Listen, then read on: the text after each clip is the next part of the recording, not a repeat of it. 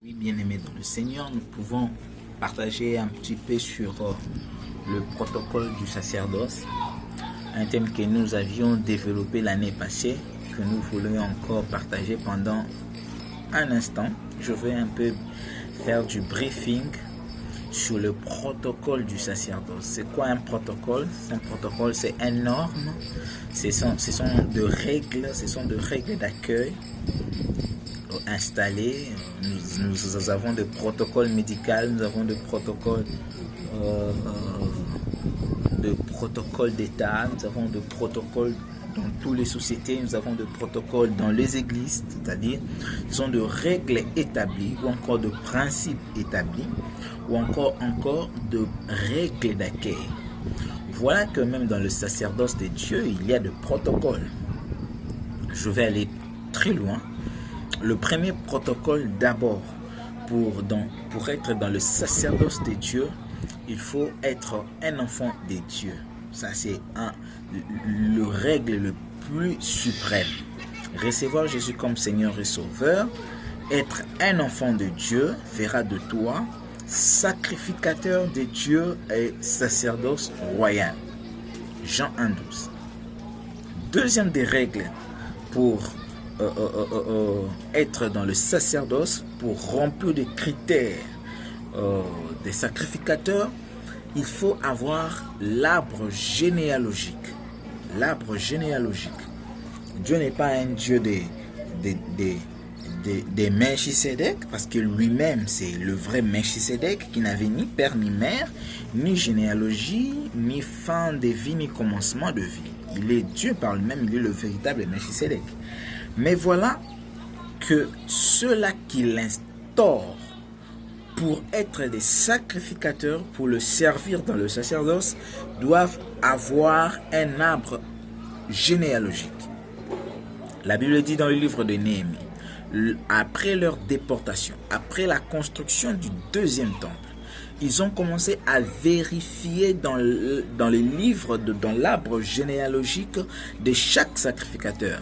Ceux-là dont les noms n'étaient pas inscrits dans l'arbre généalogique furent écartés du sacerdoce. Donc voilà, il y a des serviteurs, il y a des pasteurs qui n'ont pas de père spirituel, qui n'ont pas de mentors spirituels, qui n'ont pas de référence spirituelle, mais qui viennent dans le sacerdoce comme de Melchisédek et après avoir passé beaucoup de moments dans la montagne de Mangenige, ils viendront et vont s'autoproclamer prophètes, apôtres, docteurs. Voilà la génération que nous avons aujourd'hui. Ça, c'est contre les règles du protocole du sacerdoce. Troisièmement, c'est avoir la connaissance de la parole de Dieu. La Bible dit, mon peuple périt par manque de connaissance. Puisque tu manques la connaissance, je vais te chasser et t'exclure, te dépouiller de mon sacerdoce. Donc, ce qui fait que la personne perd son sacerdoce, parce que le sacerdoce peut se perdre. C'est une chose que les gens ne comprennent pas. Les gens croient, comme la Bible dit, que Dieu ne se répand pas de ses dons. Oh, le sacerdoce n'est pas seulement un don. Le sacerdoce est un métier, c'est une fonction. Alors, l'on peut perdre une fonction. Donc, être pasteur, être évangéliste, être apôtre, certes, c'est un don de Dieu, de Jésus-Christ, mais cela aussi, c'est une fonction que tu remplis dans le sacerdoce de Dieu. Alors, tu peux aussi perdre cette fonction. Tu peux perdre cette fonction. Alors, on dit que celui qui manque la connaissance, un enfant de Dieu, tout chrétien, pasteur, apôtre doivent avoir la connaissance de Christ, Christ Jésus, pour accéder et demeurer dans les sacerdoces. Le quatrième des protocoles, c'est de ne pas avoir un défaut corporel.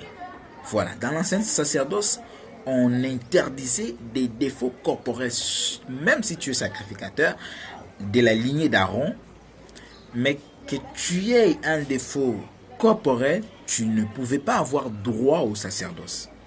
Mais voilà aujourd'hui que ce n'est pas seulement question de défauts corporels, mais c'est les défauts spirituels.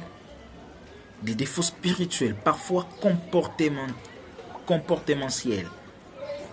Un serviteur de Dieu mendiant, un serviteur de Dieu cupide, un serviteur de Dieu prostitué, un serviteur de Dieu débaucheur, un serviteur de Dieu, voilà, toute catégorie de gens, menteur. Mais celui-là n'a pas droit au sacerdoce. Il n'a pas droit dans l'exercice sacerdotal. Alors aujourd'hui, je n'ai partagé avec vous que plus de 4 règles du protocole du sacerdoce. Prochainement, nous allons continuer certaines règles et nous allons comprendre le pourquoi de notre adhésion dans le sacerdoce royal. Que Dieu vous bénisse. Shalom, Maranatha.